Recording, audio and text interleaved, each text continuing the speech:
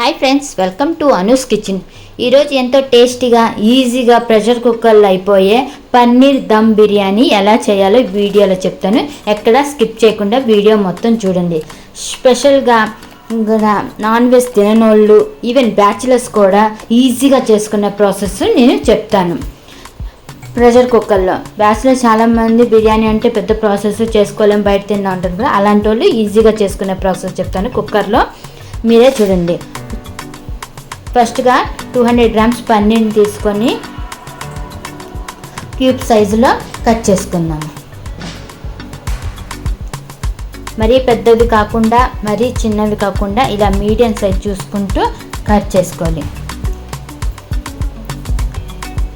Medium size చూసారు కదా, ఈ సైజు పన్నీర్ ముక్కలు క్యూబ్స్గా కట్ చేసుకొని పక్కన పెట్టుకుందాము.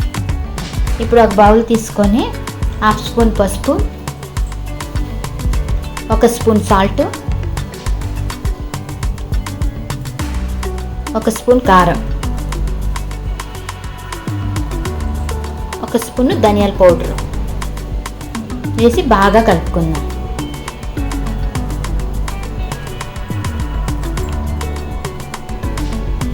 పన్నీర్ ముక్కలు క్యూబ్స్గా కట్ చేసుకున్నాక ఈ స్లోగా వేసుకొని ఈ మసాలాలన్నీ పన్నీర్ ముక్కలకు పట్టేలాగా కలుపుకోవాలి.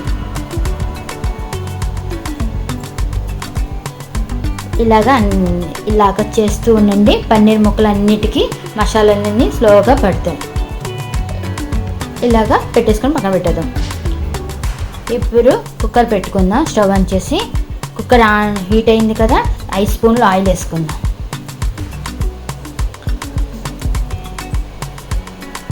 ఆయిల్ హీట్ అయింది కదా, దీంట్లోకి మనం మ్యారినేట్ చేసుకున్న పన్నీర్ ముక్కలు ఉన్నాయి కదా, అవి స్లోగా వేయించుకుందాము.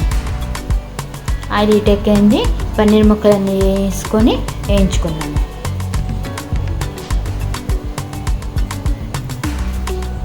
గోల్డెన్ బ్రౌన్ కలర్ వచ్చేదాకా వేయించుకుందాము. ఇలా వేయించుకొని బిర్యానీలోకి వేసుకోవటం వల్ల ముక్క మనకి ఇరిగిపోకుండా షేప్ చక్కగా కనపడుతుంది, టేస్ట్ బాగుంటుంది కూడా. అలాగే వేయటం వల్ల ఏంటంటే డైరెక్ట్గా వేయటం వల్ల ఏంటంటే అది ముక్కలుగా కట్ అయిపోతుంది. ఇలా వేస్తే చాలా బెటర్. ఈ గట్టి కలపటం కూడా ఇది ఇరిగిపోతాయి ముక్కలు. సో ఇలా తిప్పుతూ కలుపుకోండి, ముక్కలు ఇరగకుండా వస్తాయి. లాస్ట్లో గంటి పెట్టి కలర్ వచ్చినాయని చూసుకున్నప్పుడు తీసేసుకునే ముందు గంటి పెట్టుకొని కలుపుకోండి. కలర్ వచ్చేసినాయి నాకు, గోల్డెన్ బ్రౌన్ కలర్, తీసి పక్కన పెట్టుకుంటున్నాను.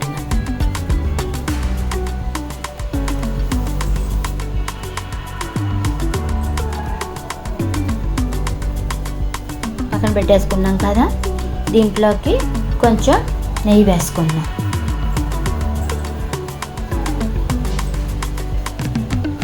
మనకి కొంచెం నెయ్యి కానీ నూనె కానీ ఎక్కువగా ఉంటేనే రైస్ మనకి పొడి పొడిగా వస్తుంది. ఇప్పుడు ఆ నెయ్యి వేసుకున్న హీట్ అయింది కదా, బిర్యానీ మసాలాలన్నీ వేసుకుందాం. ఆకు, షాజీరా, జీలకర్ర, యాలక్కాయలు, లవంగాయలు అన్నీ ఇప్పుడు వేసుకొని ఎంచుకుందాం. కొంచెం వేగినాయి కదా ఇవి. ఇప్పుడు 2 ఆనియన్స్ పీసెస్ పొడుగ్గా కట్ చేసుకుని, 4 పచ్చిమిరపకాయలు పొడుగ్గా కట్ చేసుకుని వేసుకొని వేయించుకుందాం. చక్కగా కొంచెం గోల్డ్ కలర్ వచ్చేదాకా వేయించుకుందాం.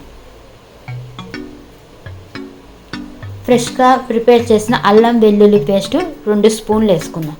ఫ్రెష్గా వేసుకోవటం వల్ల ఏంటంటే పేస్ట్ని టేస్ట్ బాగుంటుంది,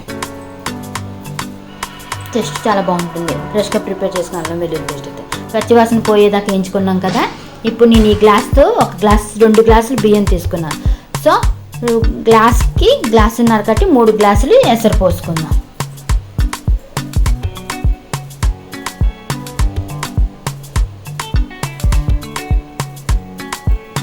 దీంట్లోకి సాల్ట్ 1 స్పూన్ వేసుకొని టేస్ట్కి తగ్గట్టుగా కూడా అడ్జస్ట్ చేసుకుందాం. ఇక్కడ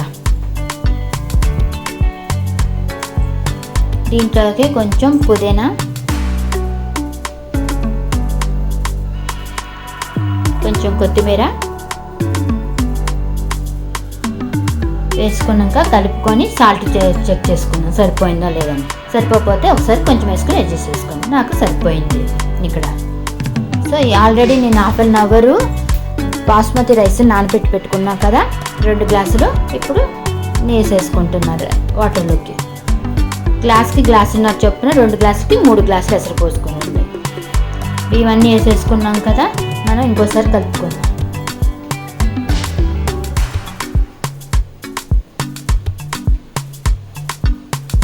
ఇప్పుడు బిర్యానీ మసాలా 1 స్పూన్ వేసుకోవాలి. బిర్యానీ మసాలా సూపర్ మార్కెట్లో ఎక్కడైనా దొరుకుతాయి. వేసుకున్నాక కలిపేసుకొని మనం పన్నీర్ ముక్కలు వేయించి పెట్టుకున్నాం కదా, అవి స్లోగా వేసేసుకోవాలి రైస్లోకి. వేసుకొని ఇప్పుడే కలిపేసేసుకోవాలి. తర్వాత ఇంకా కలుపుకుంటూ ఉంటాం కదా, కలిపేసేసుకొని మూత పెట్టేసుకున్నాము. చక్కగా కవర్ చేసేసుకొని విజిల్ పెట్టేసుకొని చక్కగా 2 విజిల్ వస్తే సరిపోతుంది. హై ఫ్లేమ్లో 2 విజిల్స్ వచ్చేసినాయి. స్టవ్ ఆఫ్ చేసేసి విజిల్ పోయేదాకా మొత్తం వేడంతా తగ్గేదాకా ఉంచినాక మూత తీసి చూద్దాం. చూసారా, ముక్క మనకి పన్నీర్ ముక్క విరగలేదు, రైసు విరిగిపోలే, పొడి పొడిగా వచ్చింది. ఎంత టేస్టీగా ఉంటుంది. సింపుల్గా చేసుకోవచ్చు, 1/2 అవర్లో ప్రిపేర్ చేసేసుకోవచ్చు. ఇప్పుడు ప్లేట్లోకి సర్వ్ చేస్తాను. చూడండి రైస్ చూసారు కదా ఎంత పొడిగా వచ్చిందో, ముక్కలు కూడా విరిగిపోలేదు మనకి.